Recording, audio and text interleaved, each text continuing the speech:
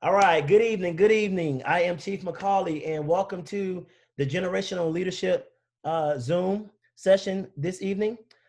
This is more of an open forum tonight, mainly because we want to get a better understanding of our workforce.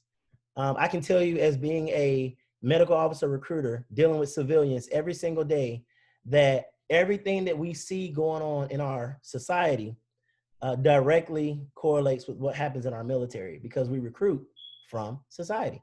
We recruit from our civilian sector.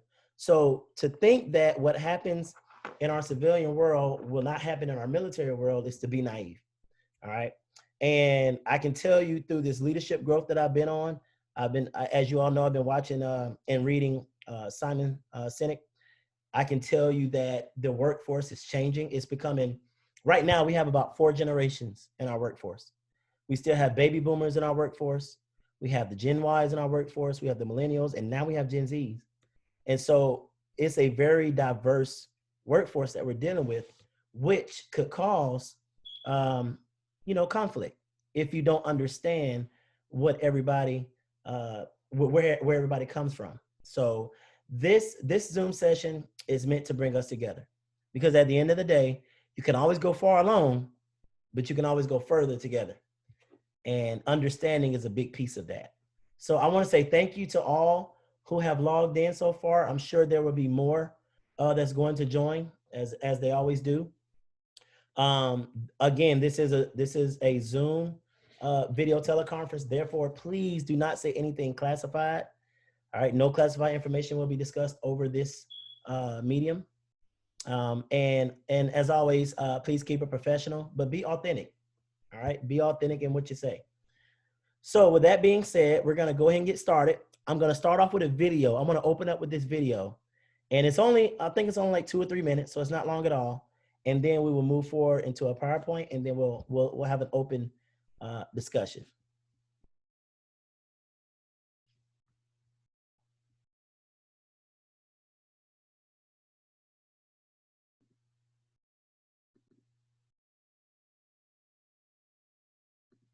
Right? Now you add in the sense of impatience, right? All right, before I hit play all the way through, could y'all hear that just a little bit? Could y'all hear what I just played? Give me a thumbs up or something. Yes, loud and clear. Okay, good. The world of instant gratification. You want to buy something, you go on Amazon, it arrives the next day.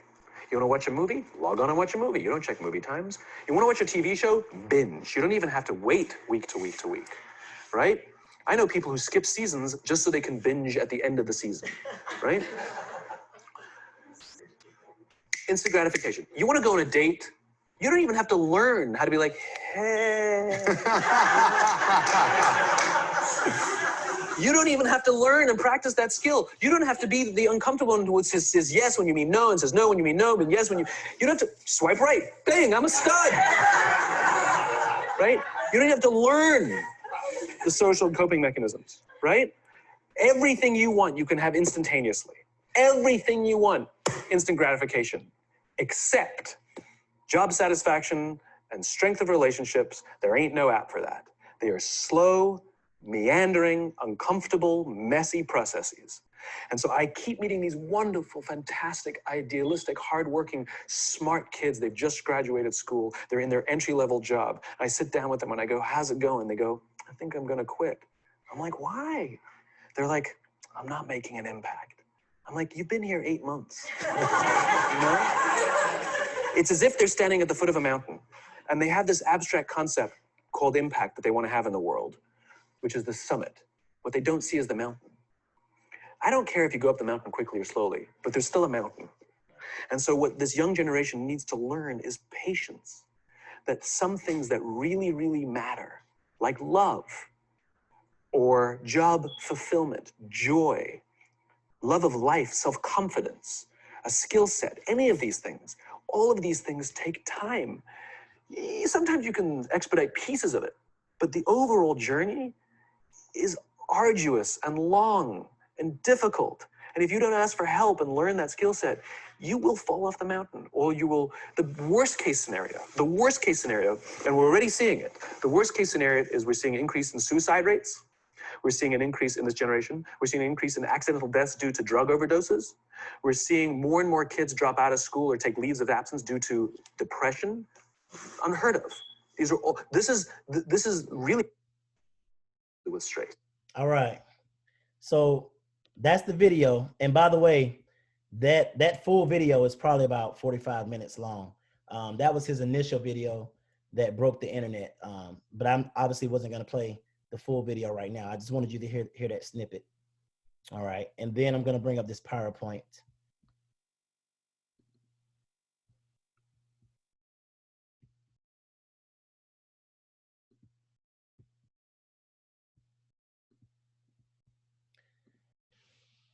Okay, so when you see this PowerPoint, you see a bunch of different generations here, right? All right, and then this talks about what is a generation. Now, we're not gonna go through this whole PowerPoint. There was just some slides in here that I enjoyed reading. In addition to coincidence of birth year, grouping a generation is also defined by common tastes, attitudes, and experience. Those times encompass a myriad of circumstances, economic, social, sociological, and of course, demographics. These are some of the years for the generations. And again, depending on what chart you look at, will depend on give or take to the left or to the right where you fall. Because I've seen millennials start at 1984. So I would say give or take 3 to 5 years on anybody's chart, that would be the generation that you're in. So when I look at this chart, when I see the silent generation or the traditionalists, or some people call them the greatest generation because they're coming out of the Great Depression, I think of my grandmother. When I see the baby boomers, obviously I think of my mom. Generation X would be my brother, millennial would be me, and then Gen Z would be my niece. So that's how I would like for you to look at it. Look at it as your family, and you can see your family tree in this generational column right here.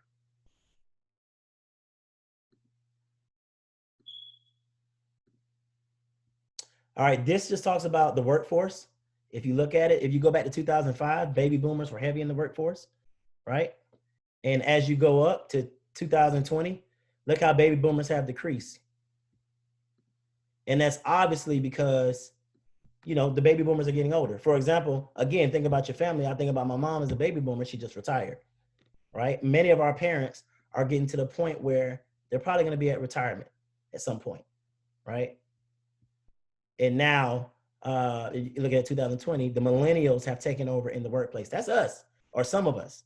When I get back to the chat, I'll see where you fall, but that's the majority of us. All right. A lot of the millennials are well into their 30s now. And so you are taking over the brunt of the workplace. And look who's following right along with them. Gen X. All right. The Gen X is following right along with them. And then the Gen Z is coming along too. Now, this PowerPoint's a little bit older. I can tell you right now, when I was teaching A school, I remember having a student there that I think was born in 19, I want to say, was it? Yeah, 1997, because they were 20 years old, I think. Yeah, I had a student. And when I heard that, I was like, wow. And I could imagine the instructors at A school right now, you probably got somebody that was born in 2000. You probably have kids that are down at A school right now that was born in year 2000. So we're getting ready to come up on the year where the kids that are in A school, or the sailors, because I know some people don't like calling them kids, the sailors that are in A school are in A school, and they were born as 9/11 happened. But we'll get to that in a moment.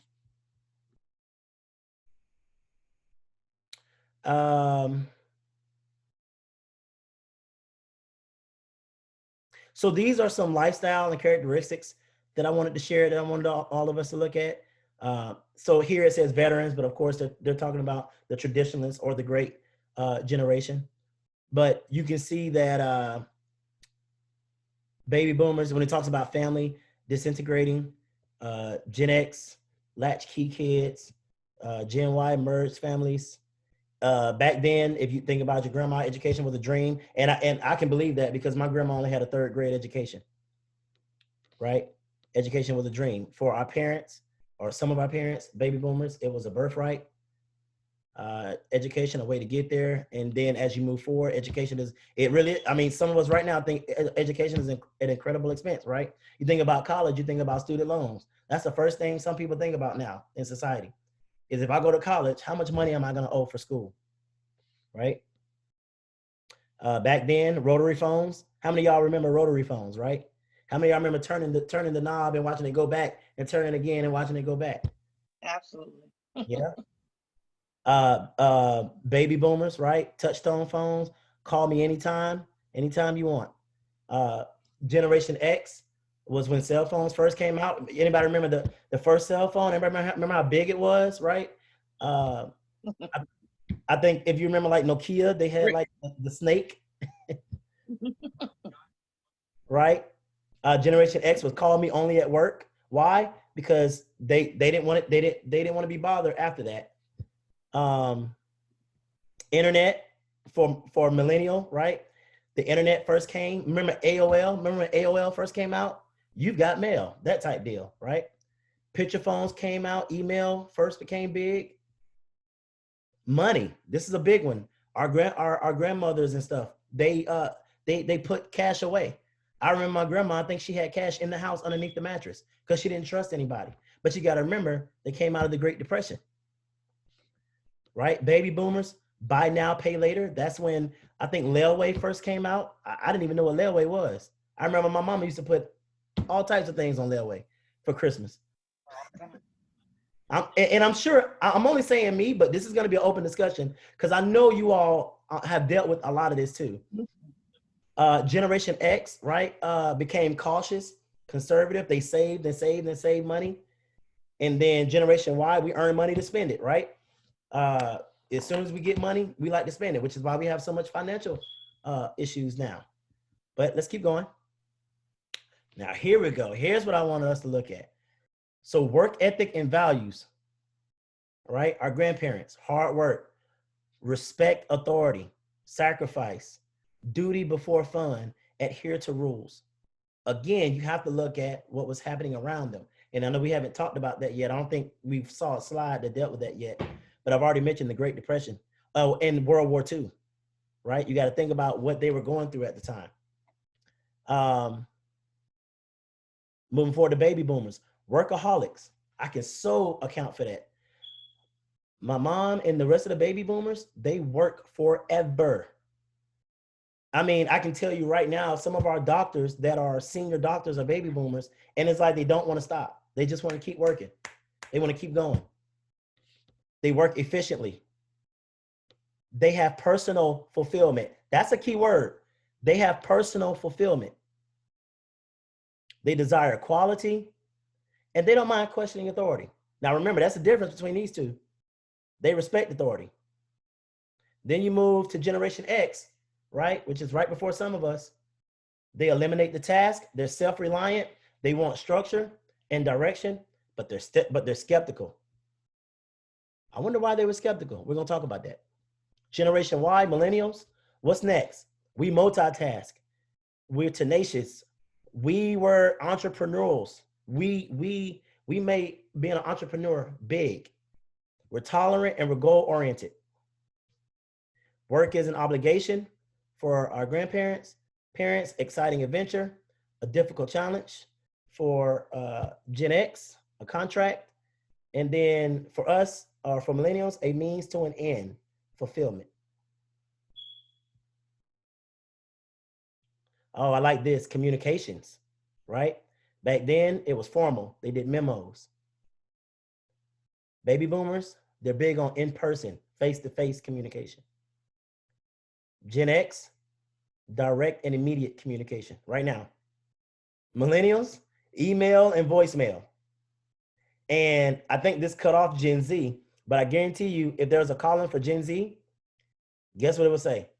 Text message and social media. But we're going to get there. Feedback and rewards. No news is good news. For the traditional era, they had a satisfaction and a job well done. So as long as it was a job well done for them, they were satisfied. Because that's a key word that we talk about right now. We ain't talking about happiness. We're talking about fulfillment and satisfaction. Baby boomers, they don't appreciate it. They want money. They want title and recognition. See the difference in the two? Then you move to Gen X. Sorry to interrupt, but how am I doing? Freedom is the best reward. And then millennials, feedback and rewards. Whenever I want it at the push of a button, and meaningful work is what makes millennials feel good.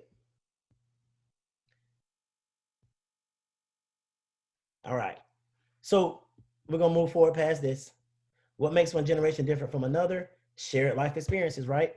Things that you go through, and we're gonna talk about some of those experiences because there were things that happened in the world that some of us dealt with that other generations didn't deal with.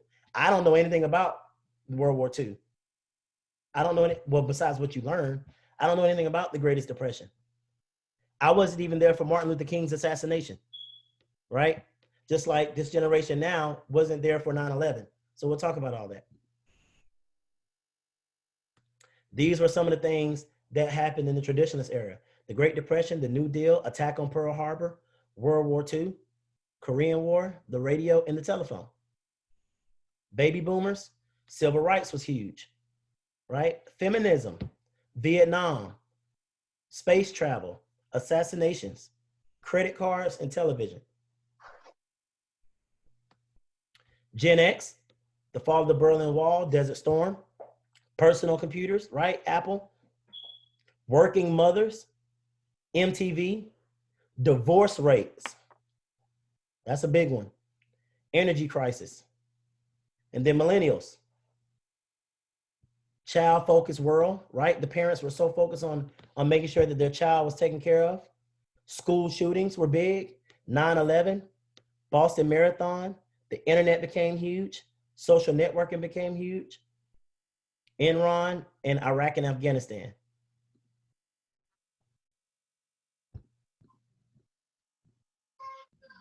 Okay, so we're gonna pause here and I'm going to open up a discussion.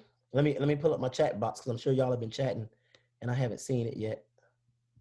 Because with what we already discussed, I want to hear some thoughts. So based on what we've already talked about, first and foremost, let me ask, do I have any baby boomers in the room? Anybody a baby boomer?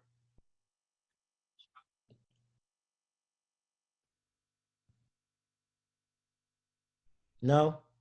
Okay. If we do, it's okay. It's okay. If not, do I have a Gen X? And do I need to, if I need to go back to the dates, let me know. Do I have a Gen X in the room? Absolutely. All right, I got a Gen X. All right. Yes. So when we were talking about Gen X, would you say that some of those things are true?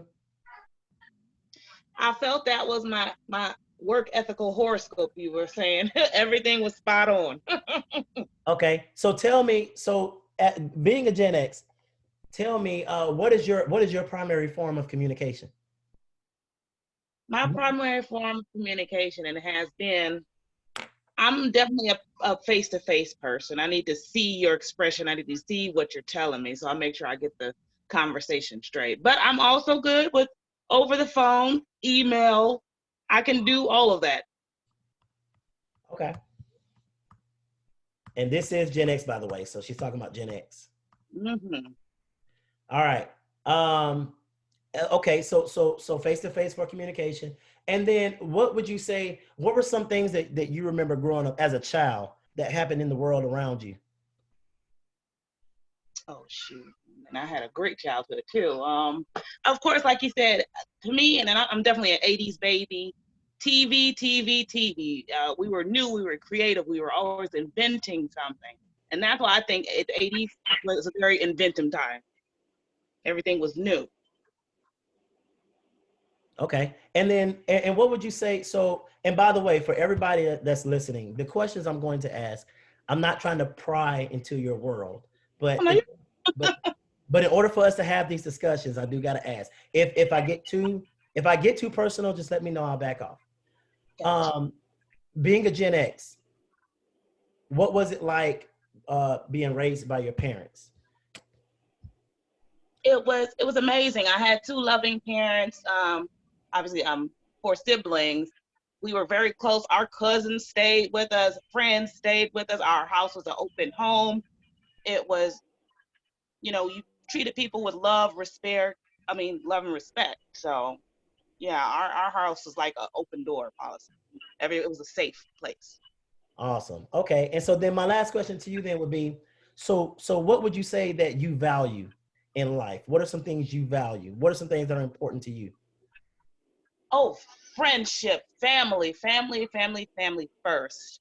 Like I said, friendship, loyalty, camaraderie, community. I think we're losing sight of that, not intentionally, but I know the way the world is going, more antisocial. Okay, awesome. I love the feedback. Thank you so much for that. That is awesome. Is anybody else out there a Gen X or a baby boomer? I want to start back before we move forward. I can't be the only one. Come on now. Okay. I missed it by a few years. Okay. All right. That's fine. That's fine. So let's move forward. Let's move forward to well, here, since we were on Gen X, here are some common values of Gen X. And you all heard from what she just talked about. It definitely sounds like her. Fun, informality, self-reliance. Would you agree about challenging the system being a Gen X? Yes. Okay. Yes, I would. And I have some, not necessarily pros and cons to that. I know it's kind of a cliche as far as to say, of course, I'm in the military, but to say I'm from the generation of the military, it's kind of, I give you an order, you go do it. I don't need to ask you why. I don't need to know why. As long as I'm not putting myself in harm or danger, just get it done. But then you have to actually make sure it makes sense. So I'm starting to do that more often. Gotcha. I can't just say I can't just take, oh, just go do it. I need to know why. Because if I'm doing your job, that's a problem. All right, good to go. I like it. All right, we'll come back to you. For my millennials out there, because I feel there probably are a lot of millennials logged in. Here's what you see. Attended daycare, very involved. Helicopter parents. Can somebody tell me, what does it mean when you see helicopter parents? Ooh, I know that one, but I'm gonna let them answer that. I'm not actually sure what helicopter parent means. Like they're in and they're out, like they move around a lot, maybe.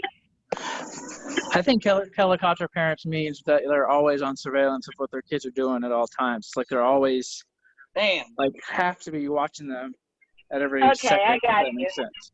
Yeah, constantly. I got you.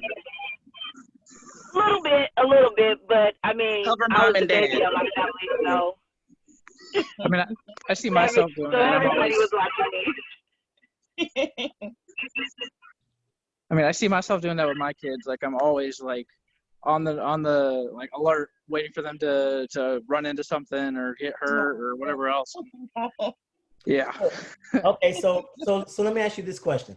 And again, when I ask these questions, don't get mad at Chief McCauley. I'm just a host.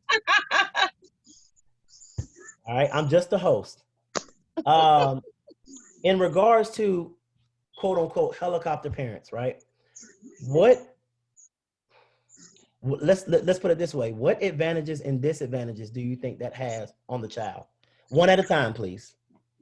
I think it advantages. You're kind of teaching them to be aware of their surroundings and to be careful. But at the same time, a disadvantage, which I know is one of the concepts in the later generations, is toughness. You're not teaching your kids to kind of get exposed to the real world and fall and fail and kind of have to gather themselves up, since you're always putting that protective coat around them. I agree. If I can Join the conversation with us. If I can on this one, when we're talking about helicopters, I think of hovering. And my wife is in a group, Chrissy Davis, and when I think about this term and I think about how when she was deployed twice and I had to be the stay-at-home parent, I hovered over our daughter so much. And when my wife got back, she was the parent that just said, let her experience some of these things so she can understand what it means not to run into the wall because she can hurt herself. If that makes sense to everyone. That makes complete sense. And thank you so much for sharing that. I'm And already, Chief, go ahead. Chief, you know, I'm telling the truth. I'm loving it. I'm loving it. Absolutely. I would like to add, quickly to the helicopter parenting. I think people see it as a disadvantage at times because it's like you don't let the children kind of, I guess, grow and learn and make those mistakes. But then at the same time, sometimes that the non-helicopter parenting leads them to make mistakes, and then I think it's stuff that they may not be able to kind of come back from. Because I know, like, with us, you know, as leaders, we like, well, dang, who raised y'all?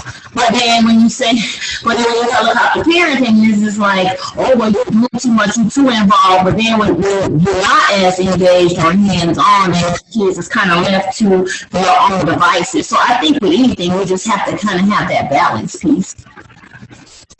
There you go. Yes, yes. You hit the nail on the head, the balance. It's all about the balance, and I love it. And thank you so much, Shipmate. I can't remember the gentleman's name that spoke, but thank you for being open with your situation as well, because it can be very tough. It sounds like you're dual military, so that can be very tough as one spouse has to go, another one has to stay back.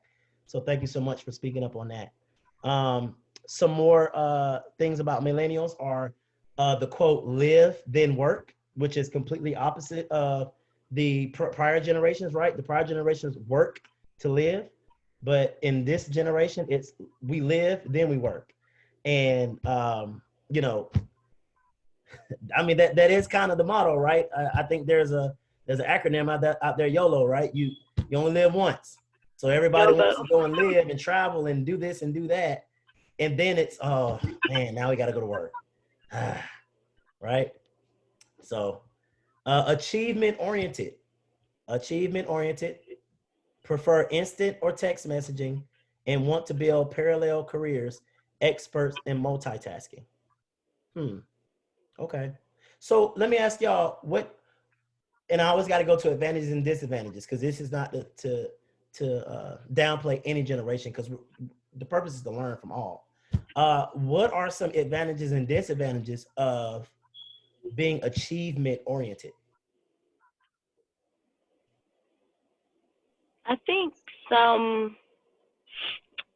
advantages and disadvantages of being achievement oriented is that you get so focused on having a certain specific achievement that sometimes they can get very narrow-minded and forget the big picture. So you got this one little thing that they're focusing on, and then they're like, okay, I got this. And then it's like, okay, you get rewarded for this achievement. Oh, I got this. Like, you have these steps in a process, and then you want to be rewarded for each step, as opposed to getting the grand reward for completing the whole process. And I think they can get, the disadvantage to that is that if you miss a point in that process that they don't get rewarded for, they tend to get discouraged and tend to want to back off, as compared to older generations who would stick to it and be like, you know what, I'm gonna go anyways. You know, they tend to get a little more discouraged, like, oh man, I didn't get that part. And it's like, it's multiple parts to this. Keep going. You're gonna get it. Don't get discouraged or fall back now because you didn't get rewarded or the recognition that you thought you'd get for that one part. That was good. That was very good. Anybody else? So I agree with everything she just said. Personally, in most things, whenever I reference anything, and this is H1 John Davis, by the way, anytime I, have an achievement goal, you become consumed that, like she was saying, you forget the bigger picture. And sometimes when you don't meet your own expectations, you think and look at yourself as a failure. Y'all are on it. Y'all, listen, y'all making me think about my days. Cause I know, like I was explaining to someone earlier, I can remember being, HN so-and-so, matter of fact, HN to be exact. And all I could think about was, I got to get that FMF pen. I got to get that FMF pen. Like, I got to. If I don't get it, I'm going to be a failure. I got to get it. Then once I got that, then I was like, I got to get more pens. I got to get more pens. Mm-hmm.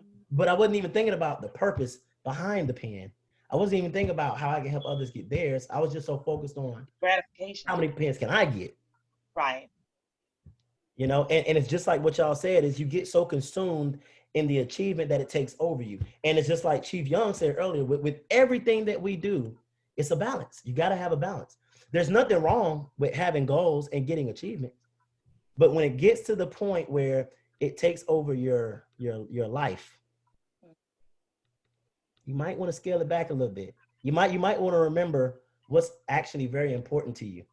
Like, as I can see in Chief Young's video right now, that cute little baby, right? Mm. And as I can see in Shipmate Diamond's video, look like I see a little girl in there too. So all like family. Hi. All right. That's my friend Ivy. She's in the Army. Oh, okay. Well, hi, friend. All right.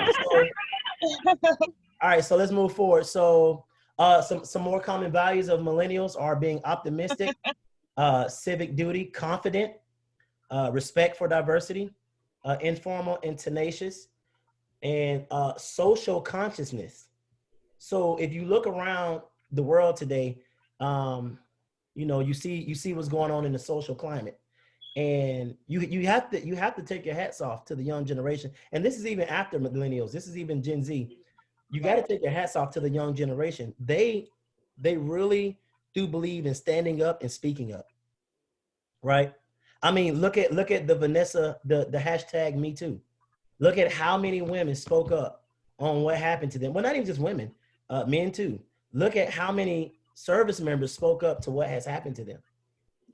So I want to bring this to the light. So we talk about the millennials and the Gen Zs and how they challenge authority, right? How they speak up and they stand up versus the older generation, especially the greatest generation and the baby boomers. They had the more of the respect for authority and kind of just do what is told.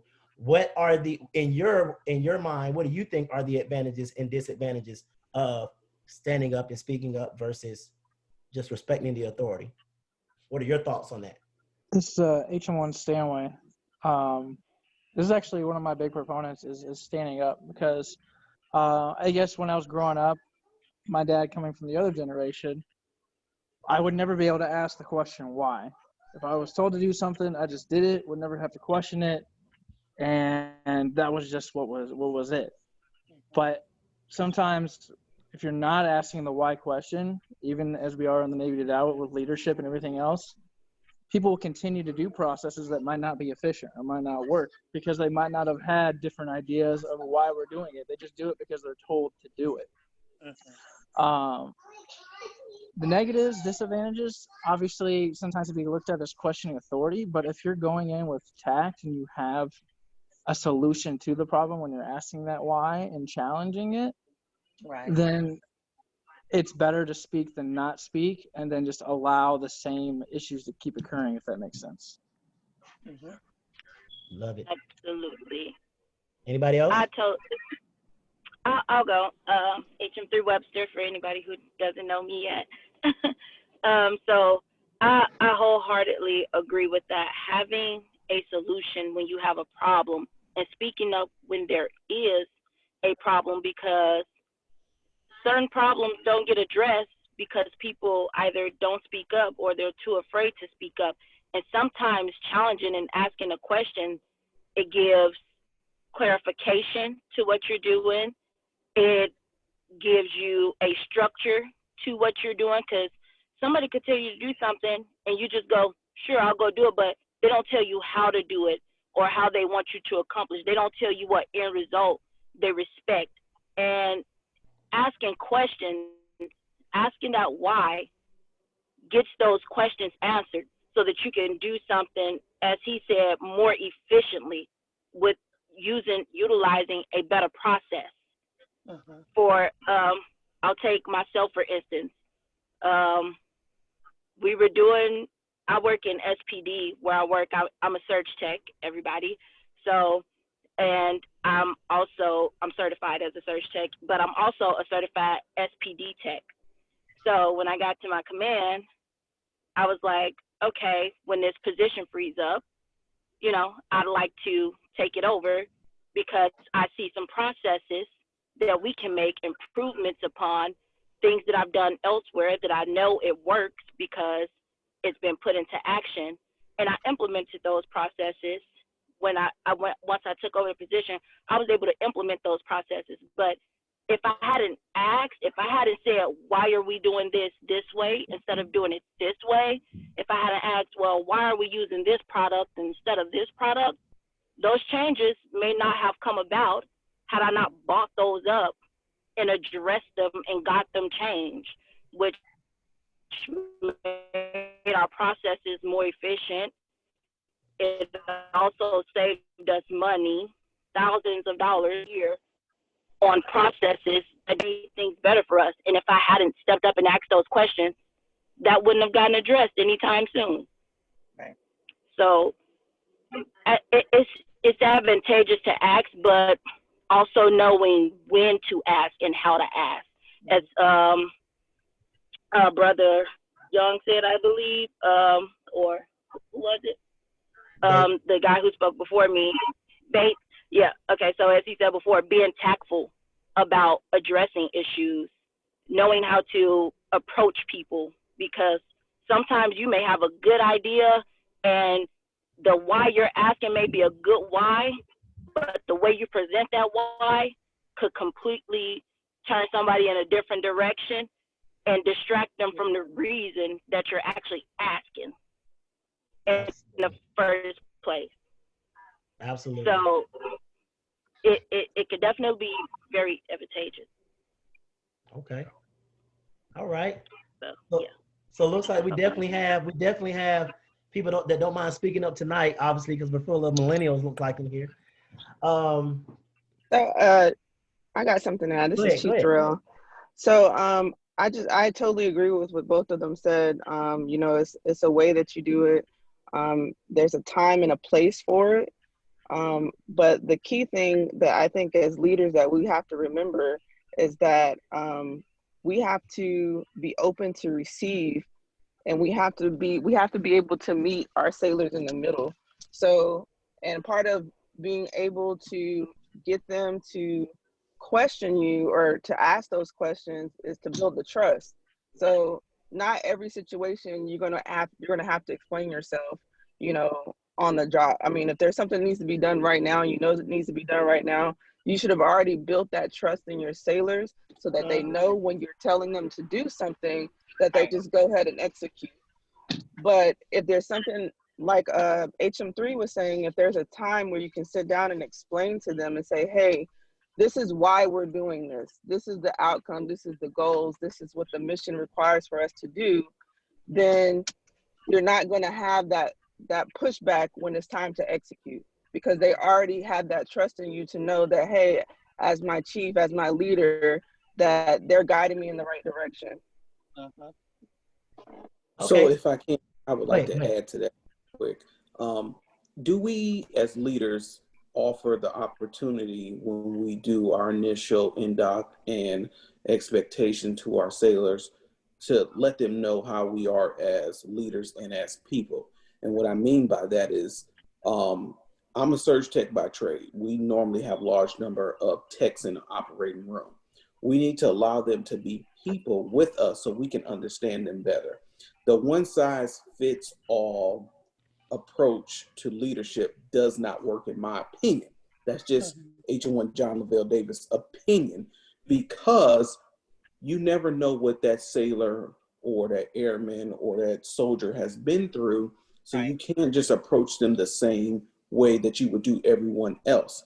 And that goes back to being a parent with your kids. I have 4 kids. I got to approach all 4 of my children differently.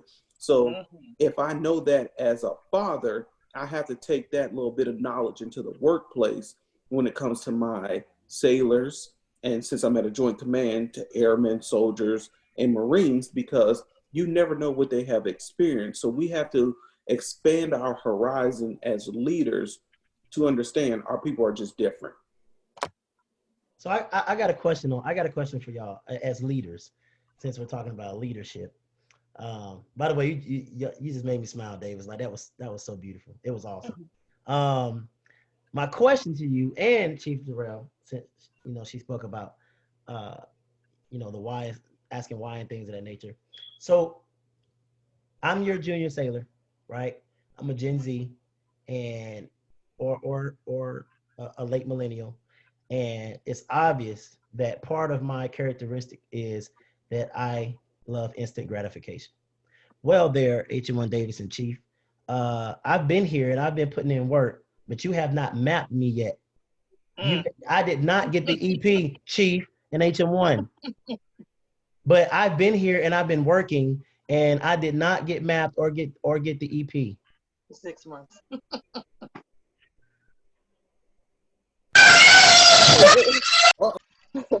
So I will say that,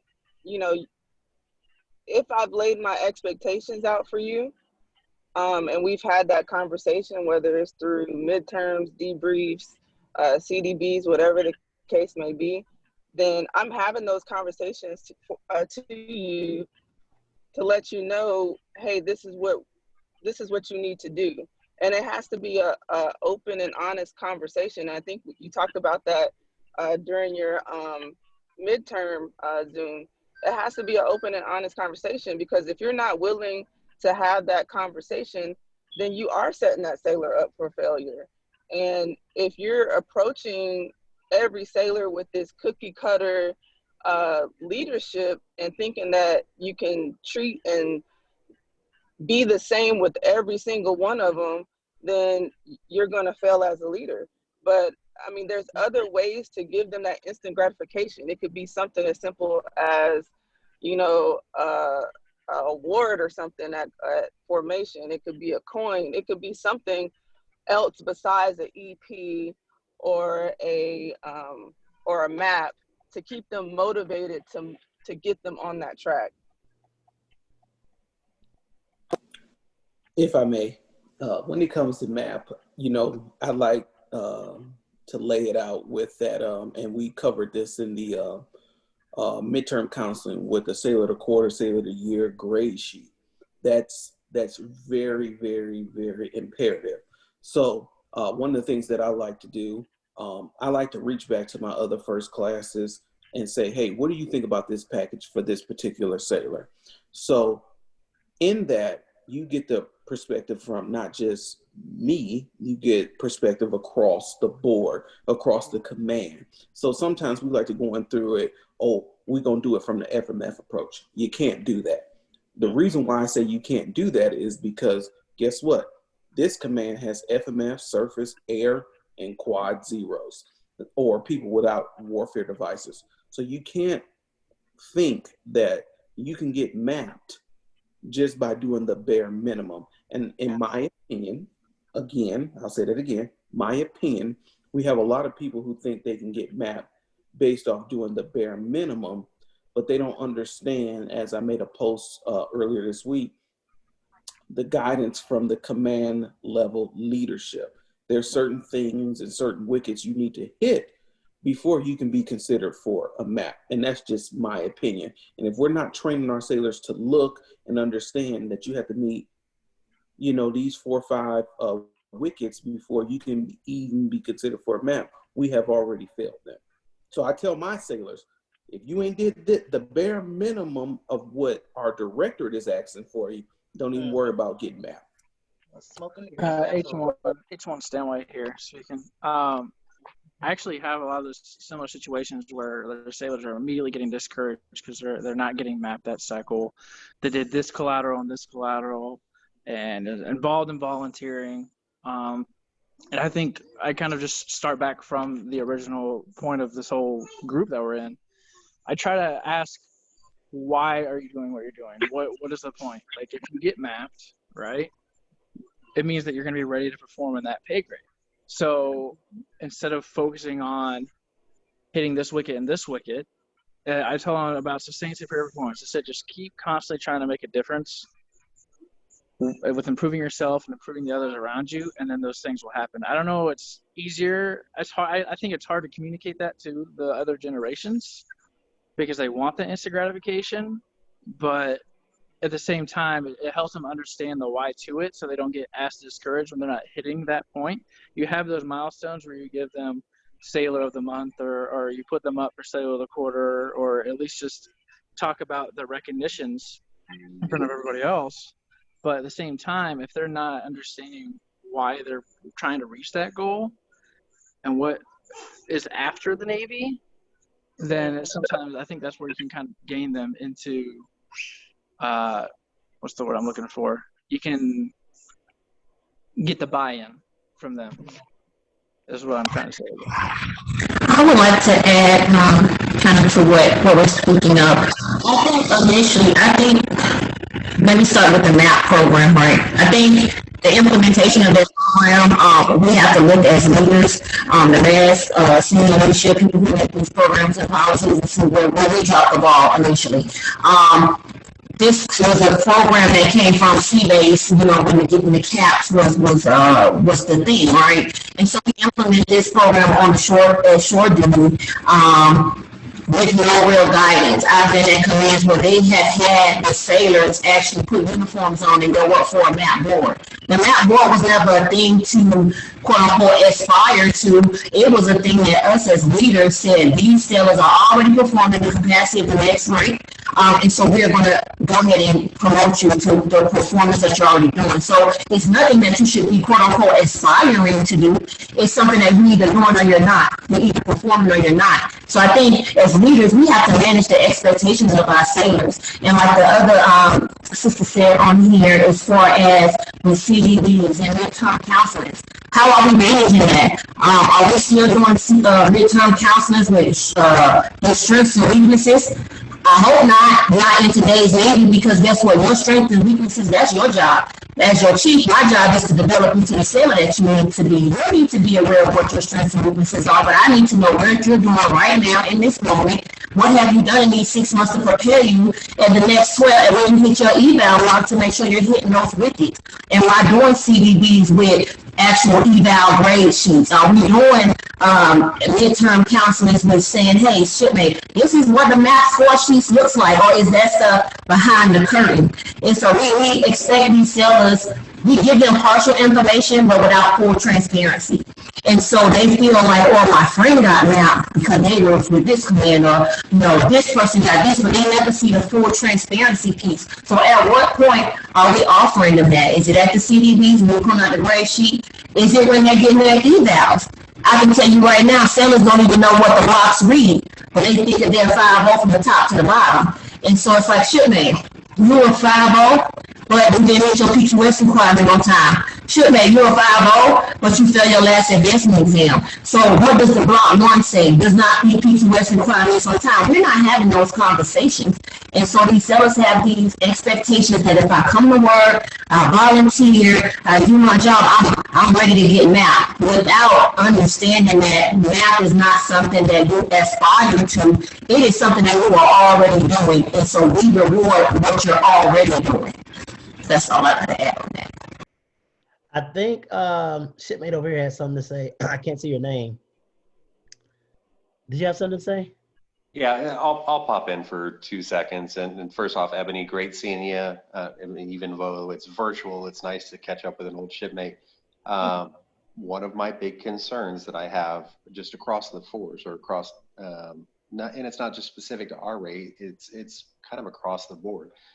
We have turned MAP into a goal. And MAP should never be a goal.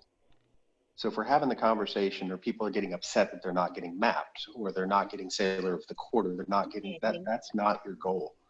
So my personal favorite is to turn the why question back. If you want to come have a conversation about being upset about not getting mapped, then let's have a why conversation. Why are you aiming to get mapped? Mm-hmm. Why are you not aiming to take care of you? Because ultimately you're the only person that's responsible for your happiness is you. Mm-hmm. So let's be smart about the way that we're mentoring people. That's my big concern. And especially as this conversation has gone, I get the instant gratification, but we have lost the value of a job well done. We've lost the ability to walk by and go, man, you nailed that today. And just piling on love at every opportunity. I mean, the question that I would ask all of us that gauge ourselves as leaders is, do you carry yourself in a manner that people want to inspire to be you one day? Are you walking the deck plates happy? And if you are happy and you're recognizing those little things, the public gratification will kind of fall off by the wayside. I mean, we don't need to put $2.50 on somebody's chest to make them feel valued. If you care from here, then they feel valued. Everything else is just cookies. Yeah. So that is the end of this training. Nothing else needs to be said. No, but seriously, that is actually where this whole purpose was going, and the whole purpose of the group. If you don't mind me asking, what generation are you? You know, so I fall on that weird one because I'm like halfway between the millennial. I'm the old side of millennial. Okay. My handle in about half of the groups is I'm the millennial mass chief. So Gotcha. I get to go into that community and cause all sorts of hate and discontent because I am that Y guy amongst that group, and they love me for it. I know they do. Sometimes we have to work to that love. Gotcha. And he really hit the nail on the head. And so, and I said this, I don't think I was recording when I said this, but I was talking to maybe HM1 Stenway. A lot of millennials are very versatile because of who we were raised by. Like I said, when we first got on, I was raised by my grandmother, who goes back to the traditionalist or Great Depression era. Because my mom, who's a baby boomer, as we've seen in this, she worked. She worked.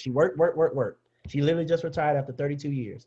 So I took a lot of the same traits and qualities from my grandma versus being raised around, I guess you could say, my cousins who were all millennials.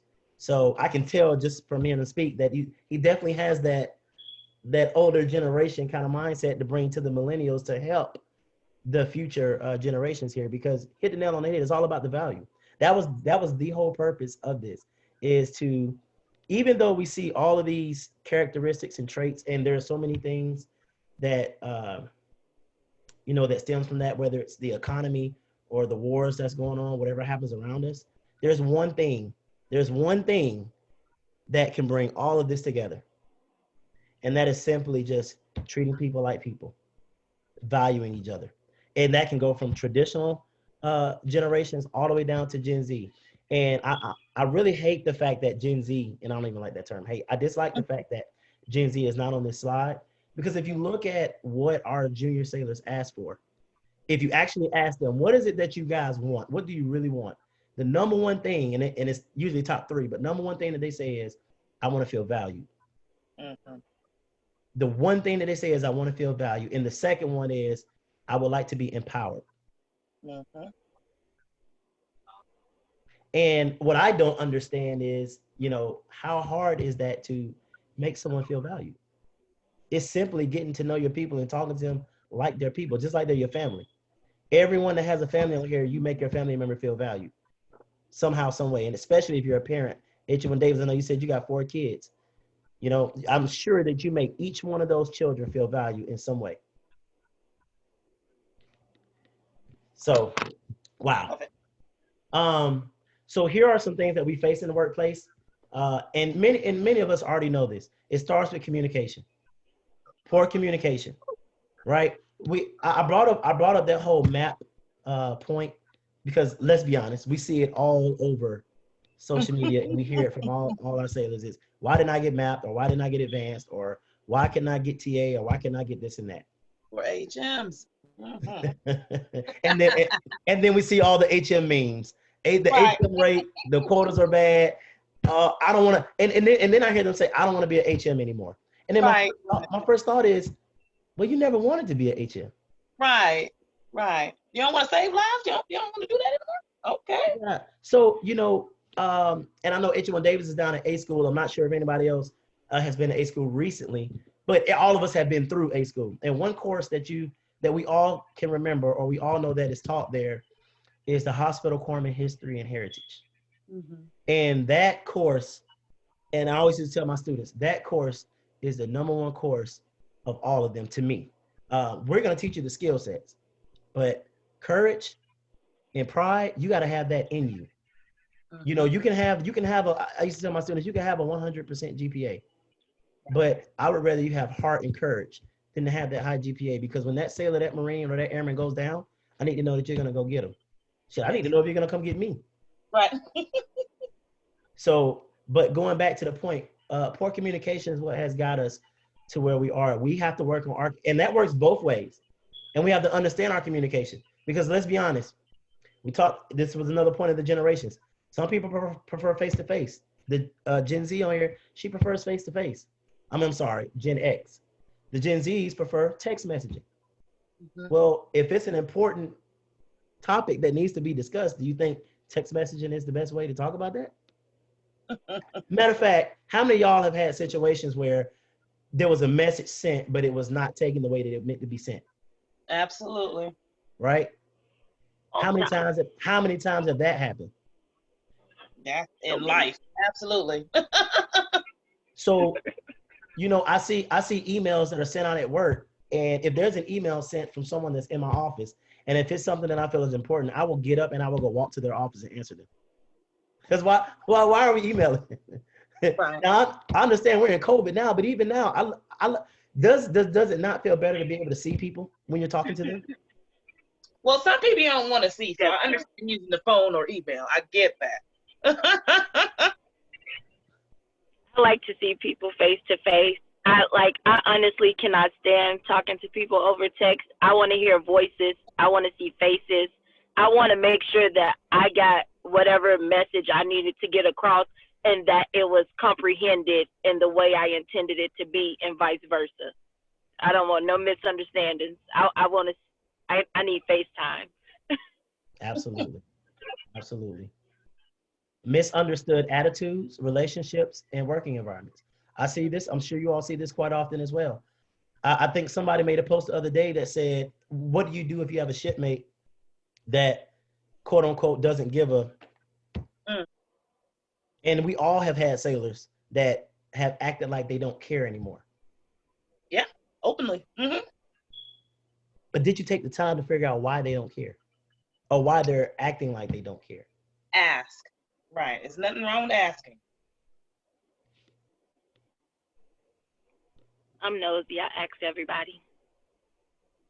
That's what I like, and that's what I'm saying. Sometimes some people are more empathic, like myself, and I can sense when people are having a bad day, and that's why you get to know people. Like if you really truly know people, you'll know if somebody's having a good day just by their facial expressions, their movements, their mannerisms, their tone of their voice. You can tell if somebody's off sometimes. And I know some people don't have that internal radar, and that's fine. Absolutely. But it does come back to an internal character. Absolutely.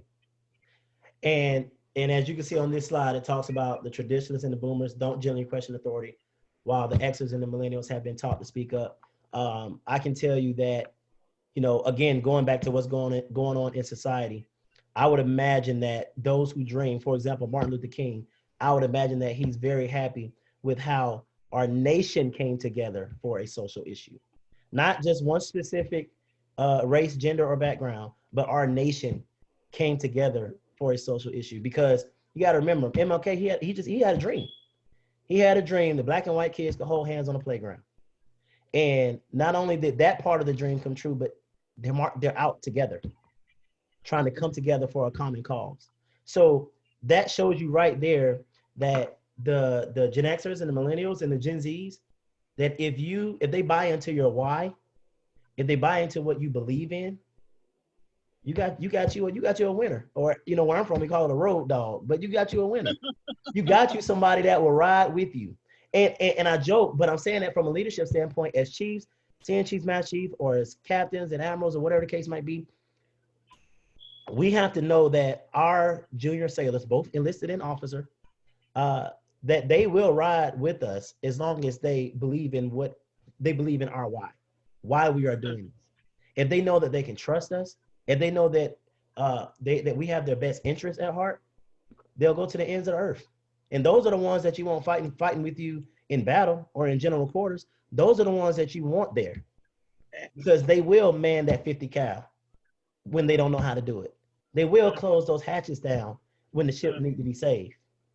Lord, y'all about to get me preaching. Listen, Right. um, listen. So I'm gonna share something with y'all. And I haven't even shared this yet in this group, but I'm gonna share something with y'all. So recently, last week, my father died, um, and he died at the age of 73. Thank you. He died at the age of 73. He was a pastor and a teacher. And 2 years ago, I flew from San Antonio to back home to Atlanta for his 70th birthday to wish him happy birthday, to surprise him. And I gave him a card, and on that card, I told him, I said, your legacy will live on through me. When he read that card, out of everything the card said, that part made him cry, and he never cries. This is I don't know if he's a baby boomer, or I think it's considered like early baby boomer. Mm-hmm. But tough macho, right? He never cried, Mm-hmm. and he cried. And I knew then that there was, I knew then that why was in me of carrying on his legacy. So, Yeah. you know, some people might say, well, why is Chief McCauley doing it like that? Because at the end of the day, it's about the relationships. It's about treating people as people, and it's about service to others. It's about giving back. Our junior sailors, especially the Gen Zs, it's a difference in how they were brought up versus how some of our senior sailors were brought up. But guess what? As millennials, we are that buffer. We're that gap. As I like to think of it now, and that's why I brought up my pops, is because of the legacy. It's our turn now. Mm-hmm. You know what I'm saying? It is now our turn. Martin Luther King had his time. That's the baby boomer era. And then anybody that was in the Great Depression era, I can't think off the top of my head, but they had their time. It is now our time. Now, I'm not saying go out and be, speak on the White House or anything like that, but no, but what I am saying is what we can do is control what we can, which is our sphere of influence, which is our sailors that are in our care, the ones that we have here, the ones that don't see the bigger picture, the ones that get lost because the quotas are low or because they're reaching for map or something like that. We have to be the one to show them the way. So that was and is the vision and the purpose behind this group. All right. It is nothing like the other groups that we are in. It is great to put out information, but we're here to inspire. That's the purpose of this group. All right. So before we even close down, I just want to go around the room because, like I said, this is an open discussion. What are some things, and this is for anybody, what are some things that you feel that we as leaders and as sailors in general can do better for our organization? And it doesn't have to be a long one. I would offer that as leaders, we need to try to be more adaptive than reactive. We have to be ever so willing to adapt to the changes, adapt to the sailors, adapt to being more approachable versus reacting to everything that occurs. And I think once we get a good balance of that, it'll run throughout our communities. I absolutely love it. I think the one key word that you keep using that I love is balance. Balance. You got to have a balance of everything. Even the human body has to be balanced to be healthy. Too much of something is never a good thing. Absolutely. Thank you. Thank you so much for those words. Who else has something? Richard Stanway speaking. I think the biggest issue, and I've seen it in a lot of different commands, is treating people like billets instead of treating them like sailors or people. Sorry, treating them like sailors instead of treating them like people. Not everybody is cut out to want to do a 20-year career in the Navy. And even if those guys that are trying to do 20 years in the Navy, you have an expiration date in the Navy and there's still life after that. So if we're not helping our sailors like personally grow and individualize it, then we're doing them a disservice. Because in the end of the day, we're preparing them for what they want to do in life. And when you lose focus of that, when you start treating them like billets, or we just have this body here and this body here, like we know, we gotta take an individualistic approach to it sometimes instead of what we think is best at that moment, because you don't always know what is best for your sailor. And if sometimes you just open your ears and listen, they'll tell you what they want, and that's all they want is for you to care. So you don't even have to say a word, just open your ears and be open to what these sailors have to say. Absolutely. Absolutely. Love it. Absolutely. Listen. Hey, H1, I'm going to dogpile on you for 2 seconds here, brother. The short version of it is I think that we need to be very conscious of explaining expectations. Well, I'm not trying to treat you like a billet. I'm trying to treat you like a person who agreed to do a job. And you said you were going to do this, so this is the standard. This is the expectation. And it goes down to those kneecap to kneecap conversations that sit down of going, hey, straight black and white. This is my expectation for you. Okay, now what are your expectations of me? How intrusive do you want me to be? Do you want me to, as you being the junior person, you own this relationship. You tell me how much you want. If you want me to swing by every day and see how you're doing, I am all in. Right. But just like you, we have to maintain a standard. I mean, I get it. You don't want to be here. Noted. You shouldn't have bought the car, but you signed the loan, buddy, and you got to pay that paperwork. So let's be real about this, okay? I mean, you set the standard. You said what you were going to do. My job is to make sure that you do that. Now, I'm going to help you along the way. Second piece of it, when you're sitting down having the conversation, understand that you don't own the definition of success. Some people want to be a mass chief. Got it. Some people want to be a flag officer. Got it. Some people want to go open a marijuana store in Denver, and that's their version of success. Noted. Your job, my job, is to make sure that they are the most successful version of whatever their version of success is. I mean, if you want to go open a dive shop in Key West, I'm down. There's things we can do today to make you a successful dive shop owner tomorrow. But while you're here, this is the expectation. As long as you're meeting those, I will go to the end of the world for you. But if you fall a little short, there's nothing wrong with slipping from time to time, but you're going to catch a boot. And understand that I'm going to push you back above the line because that's where you need to be. Absolutely. And that goes back to that communication piece. Absolutely. Absolutely. Who else? I got one. I would say being, it might sound like a piggyback off of much of what's already been said, but being not just getting to expectations, but being realistic about them and not giving that quote unquote false motivation to people like, you got it next time, just keep doing what you're doing. Like, no, like set those expectations and be realistic about it. Don't give, like they said earlier, don't give those cookie cutter leadership blogs that you give people. Like, be realistic about the expectations and about abilities to meet those expectations or exceed those expectations. Because I'll say for myself, the one thing I cannot understand is people being unrealistic with me. Like, for me, I'm a performer. I perform in my job. I haven't picked up second class yet, but it's not for lack of trying. It ain't because I'm not performing.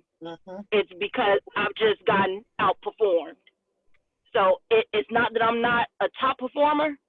I just wasn't the number one performer. You know, it's not that I don't score. It's not that I don't score high on my scores, because I score in the 60s. I score in the 70s on these exams. And the closest I've come to picking up second, I missed it by 7 points when I scored a 69.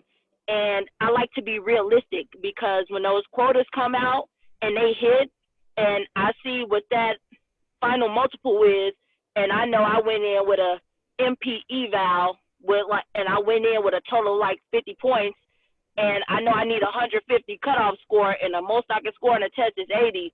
Don't be like, oh, just study hard, you'll get it. Like, I'm studying hard for my PNA points, but let's be realistic about this. It's mathematically impossible for me to pick up. Don't give me false motivation. Like, be real with me about my situation, but then encourage me through that situation. Like, you can be realistic with your sailors and encourage them through that situation, because giving them that false motivation is like getting hopes up and then crushing them. And I had that false motivation for a few years, and it was crushing. I cried my eyes out when I didn't pick up, because I was so close to picking up. And I was like, I was ready to give up. It was very discouraging, and over time, it gets discouraging. And I know we've talked about in this conversation, you know, what do you do with the sailors that are not caring anymore, but like, what do you do with the sailors that do care, but they're just not quite getting there? And they're starting to lose that motivation, and they need a push to keep going. Because I've been there many times, and it's still a struggle for me today. Sometimes I find myself like, why am I still doing this? And I've even questioned myself, like, why am I an equipment rate? It's so hard for me to pick up. I want to stay in. I may not do a whole 20 years, but I want to stay in. I don't want to hire 10 year out. And I was like, maybe I should cross rate, but I've never put in paperwork to cross rate because I can't bear to cross rate, because I love being in the medical field. I love taking care of people. I love what I do. I don't want to leave it. I want to excel at it. I want to be better. I want to get ahead in it. So what do you do for sailors like that?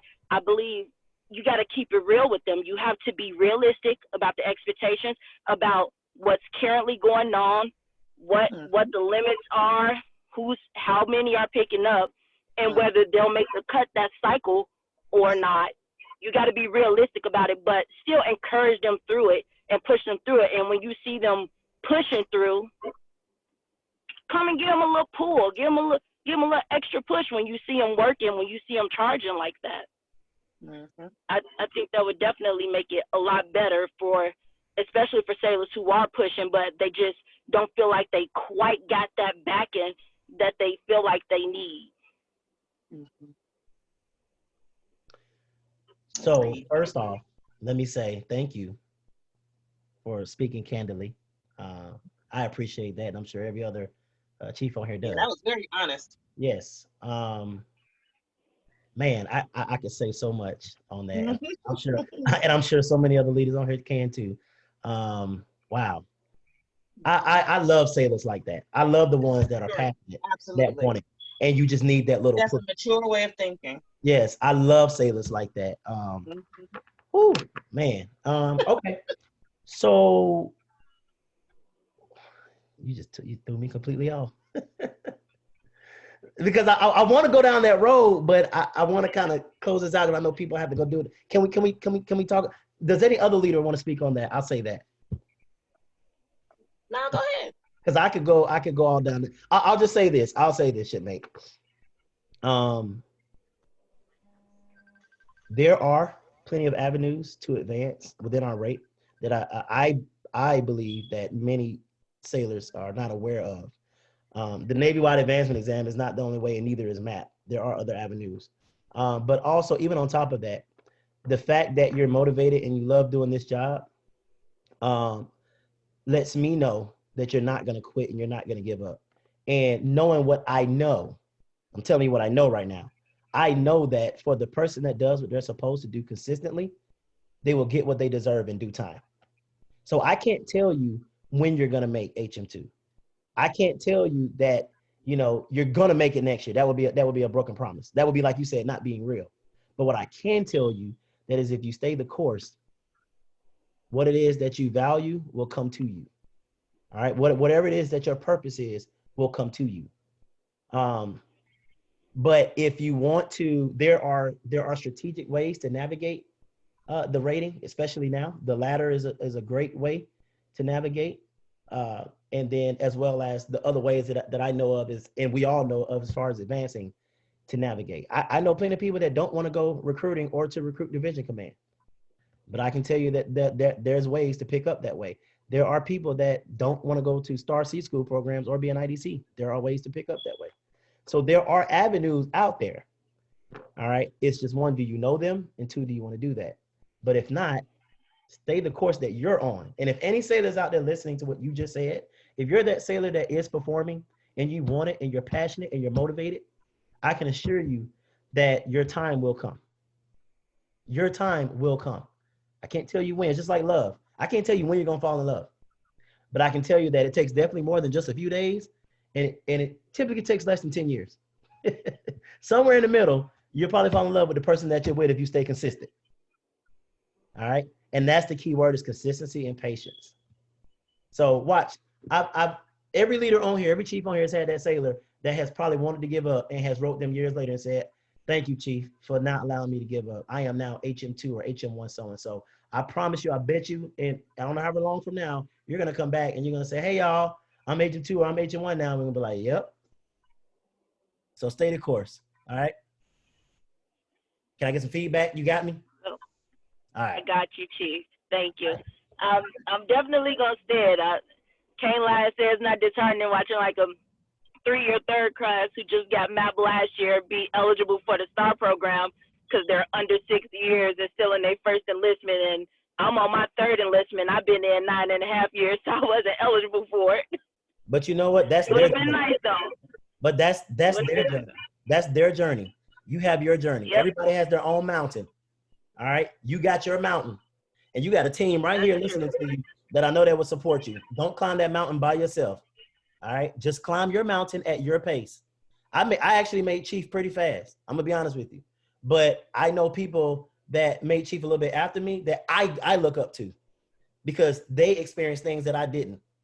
All right. So don't think that just because people make rank faster than you, that they're any better than you. That's not how that works at all. All right. Age, rank, none of that equals experience. All right. So you keep doing what you do. You learn as much as you can on your journey, your specific journey. And then at the end of the day, you give back. That's what it's really all about. You give back to others. All right. I told you I want to go down this road. We can spend 2 hours on you on one. All right. So does anybody else have anything to add as far as, you know, things that we could do better as far as leaders or sailors in general? The floor is open. Don't make it hard. Stop making leadership hard.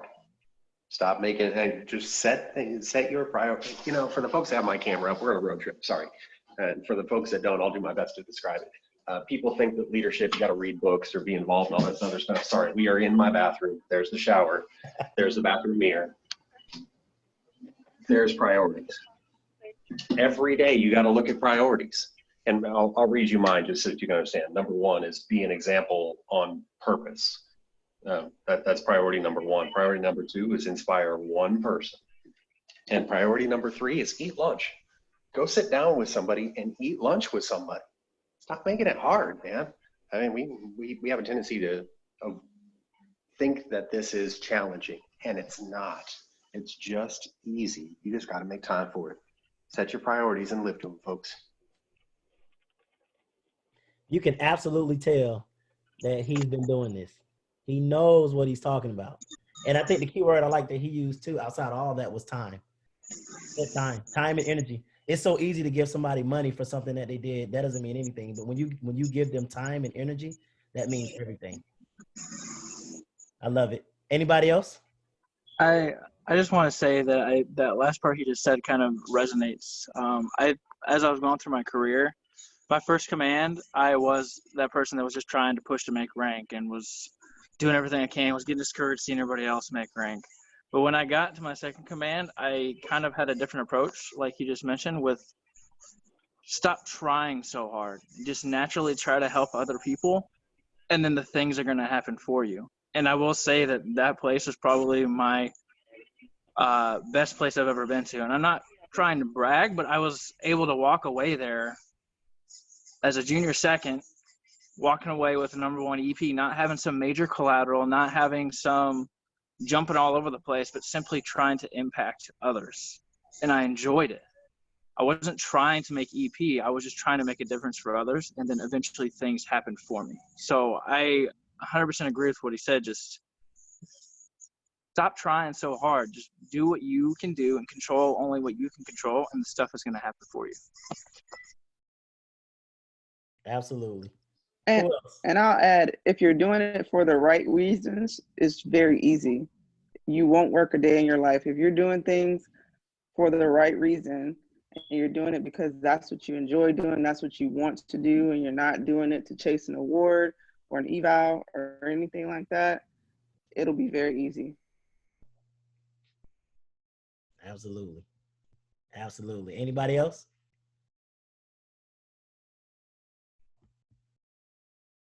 Nope. All right. Well, listen, we'll close with this, and this just ties into what we literally all was just saying. Appreciate our differences. All right. Because we all come from different eras, different generations, different backgrounds, different religions. All right. Appreciate the differences. That's what makes the Navy so great is the diversity. Acknowledge your interdependency and appreciate what you have in common. We all wear this uniform. So we all have that in common and so much more. The fact that we all, obviously, if we're here, we care about growth and we care about learning. We care about giving back. So just let's appreciate all that. And I personally think that this was amazing just to have all of you all come out and share your thoughts. I learn every time I do this because, by the way, I'm not here to teach. I'm here to learn. So I learn every time I do this from everyone. And I truly believe as, and you know what? I'm going to get your name right. Is it, so I think I heard you say this earlier. Is it Master Chief Rogers? Yeah, so I gotta be respectful. I used to be a corpsman way back in the day, but now they don't let me do the corpsman thing anymore. I'm up here in Great Lakes, by the way. It was almost 70 degrees here, so don't be afraid of the weather, baby. Let's go. Awesome. Well, thank you so much. And what I wanted to say was for his thought that he hit the nail on the head for me was, shoot, and it threw me off when you said Great Lakes. It was the time and energy that you mentioned, and it was simply just valuing each other and taking the time to actually sit and talk to somebody. This is not hard. Nothing about what we do is hard. We just make it hard. We make it difficult, and it's not. So just treat each other like people, inspire people, hold everyone to the standard. The Gen Zs and the Millennials out there, we have to continue to speak up. All right, and we also have to continue being using that technology and that innovation, because that's what drives the future. And then for the older generations, you guys keep us steady. You guys keep us stable, right? The older generations keep us stable. So that's again, appreciating the differences, and we come together. So again, I thank you all for logging in for this evening session. Our next Zoom session will be next week. We have an NEC roundtable. All NECs will be logged in. So this is especially good for the junior sailors that are possibly looking at NEC schools in the future. We will have an HM NEC roundtable on next Wednesday. And also next Friday, tentatively, I got the detailers scheduled to come and speak as well and answer questions. So I'm going to try to do a Zoom session every week. And if you guys see it on the page, just let your sailors know. And the more people we can get to ask questions, I like the face-to-face stuff better than just posting stuff all day. I think that this will really help. So other than that, that's all I have. I hope you all have a blessed evening. Stay safe, and talk to you all later.